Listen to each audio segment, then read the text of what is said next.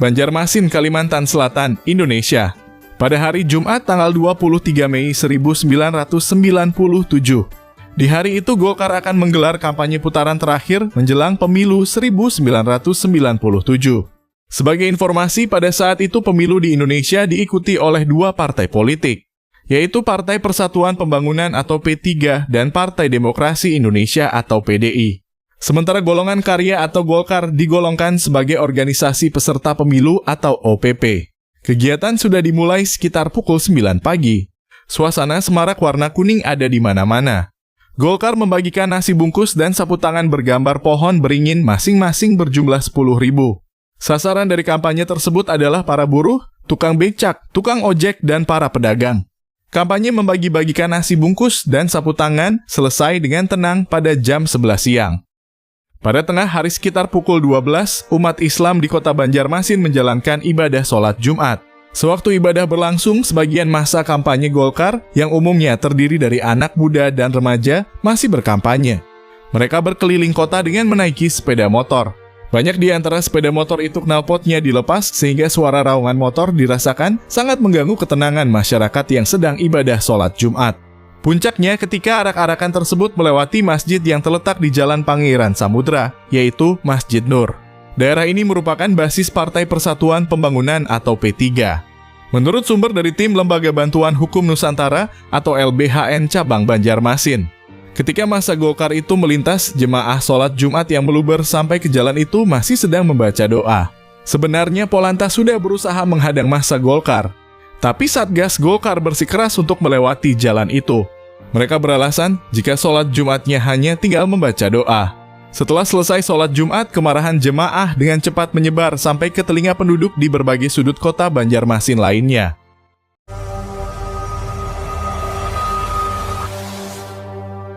Setelah selesai sholat Jumat, tragedi kelam di kota Banjarmasin pun terjadi. Muncul kerusuhan di depan kantor DPD Golkar Kalimantan Selatan. Kabar itu cepat tersebar dan massa berdatangan tanpa bisa dibendung.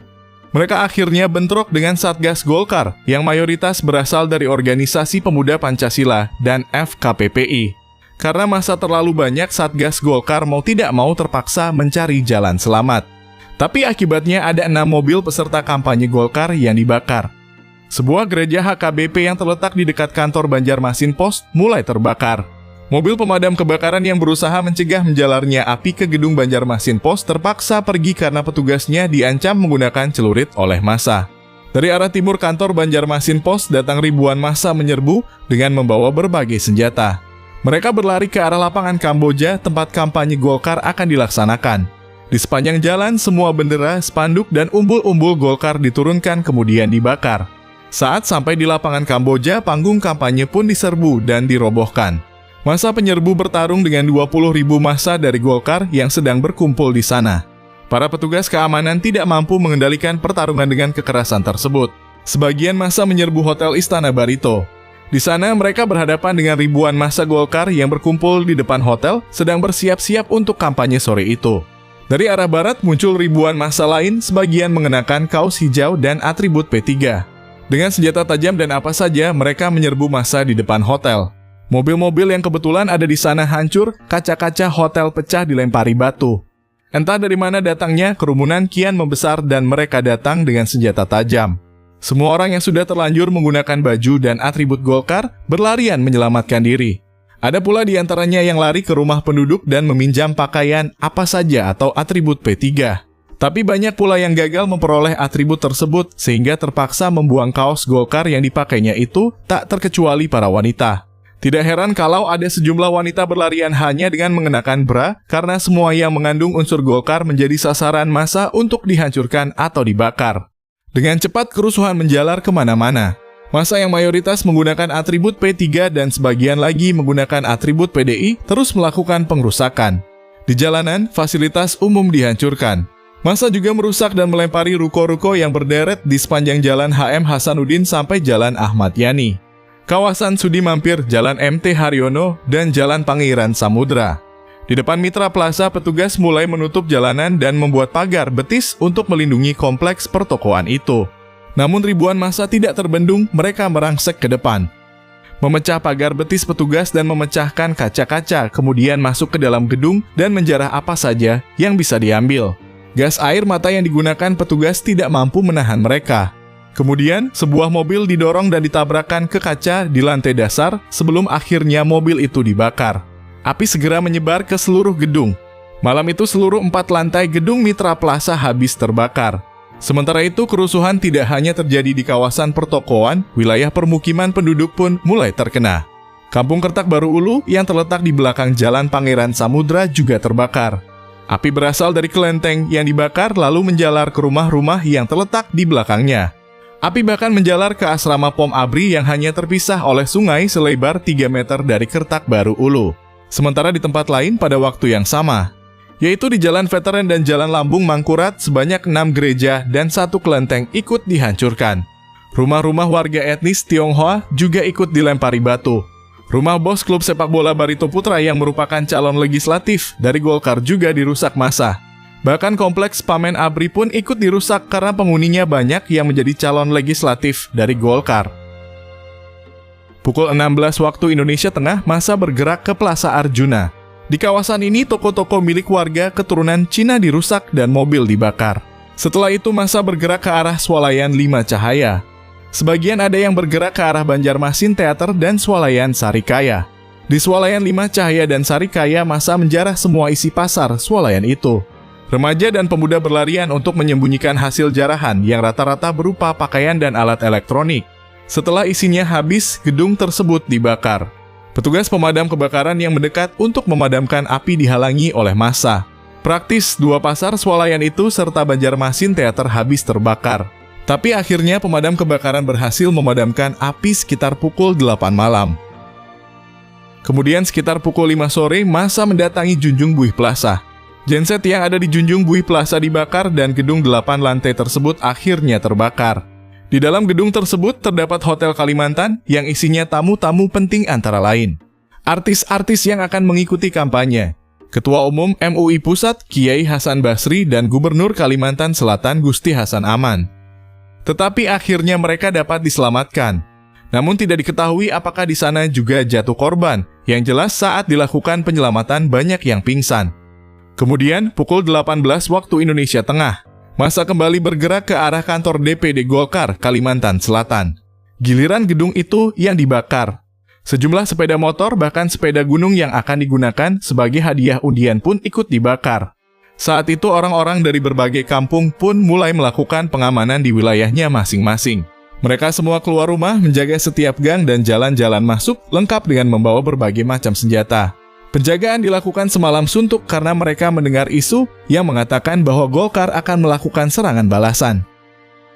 Lalu sekitar pukul 8:30 malam, pusat pertokoan terbesar di Banjarmasin yang ada di Jalan Sumatera, yaitu supermarket Mitra, didatangi massa. Mereka berhasil masuk setelah menerobos blokade keamanan. Di gedung berlantai 4 ini banyak terdapat toko-toko elektronik, komputer, diskotik, showroom mobil premium, toko buku Gramedia, KFC, bioskop 21, dan sarana hiburan anak-anak. Isi gedung dijarah dan dibawa lari.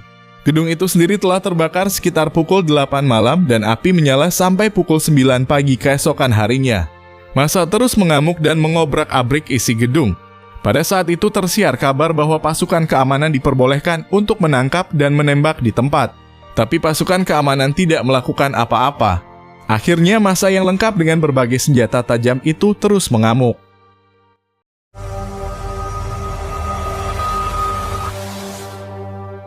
Pukul 10 malam, 1.000 pasukan bantuan datang dengan 3 pesawat Hercules. Menurut laporan LBHN Banjarmasin, tidak diketahui dari mana mereka didatangkan. Pasukan kemudian bergerak mendekati gedung Mitra Plaza. Mereka menghalau massa yang masih ada di gedung itu, namun pihak LBHN Banjarmasin tidak memperoleh informasi berapa korban yang jatuh di sana. Kemudian, sekitar pukul 11 malam, massa menuju ke arah luar kota. Sasarannya adalah rumah-rumah calon legislatif Golkar. Karena menurut kabar, massa membawa formulir berisi daftar calon tetap atau DCT Golkar. Ada 4 rumah yang dibakar, walau belum jelas apakah itu rumah caleg Golkar atau bukan. Toko-toko milik warga keturunan Tionghoa yang ada di sepanjang jalan pun ikut dihancurkan dengan dilempari batu.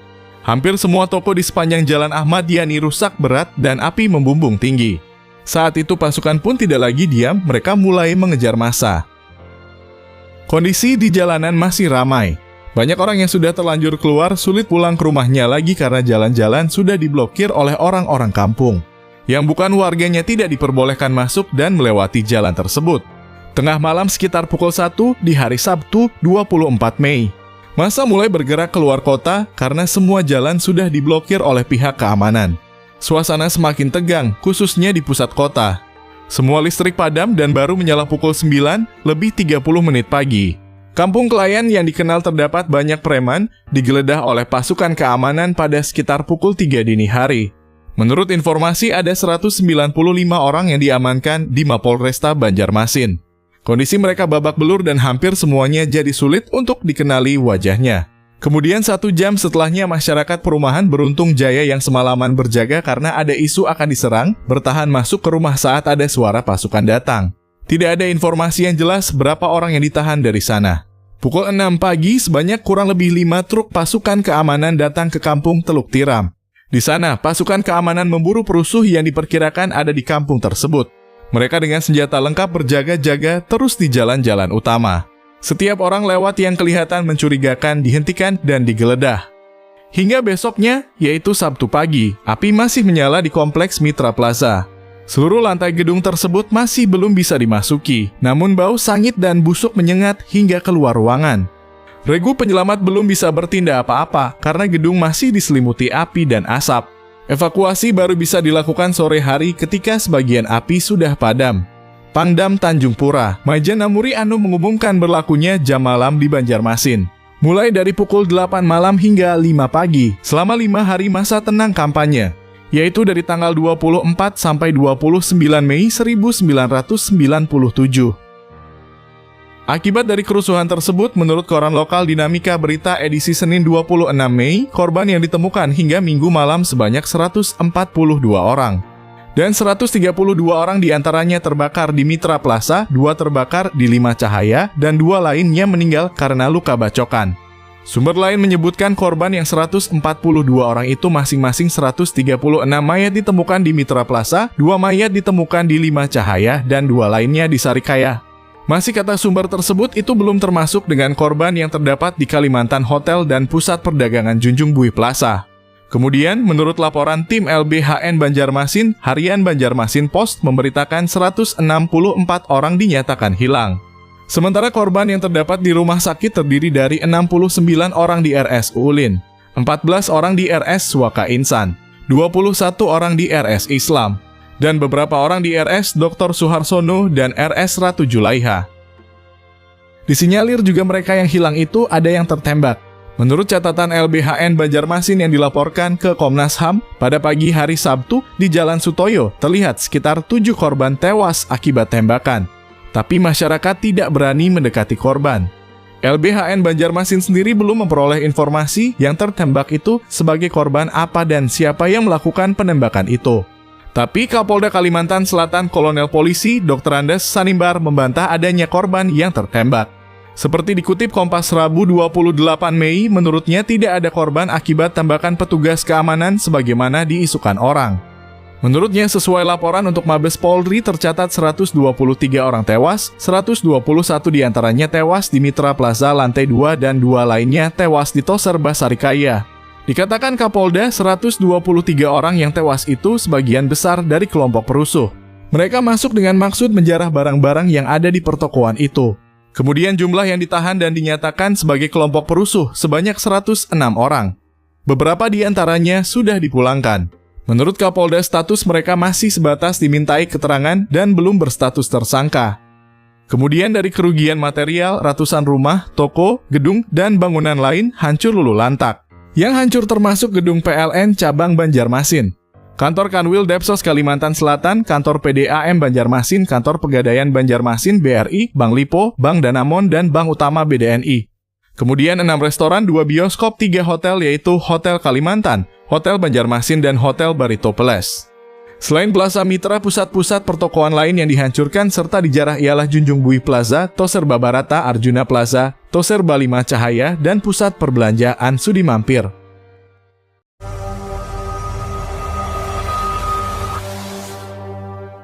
Video ini sekedar untuk informasi mengenai kejadian memilukan yang pernah terjadi di kota Banjarmasin. Mohon maaf serta koreksinya apabila terjadi kesalahan dalam video ini.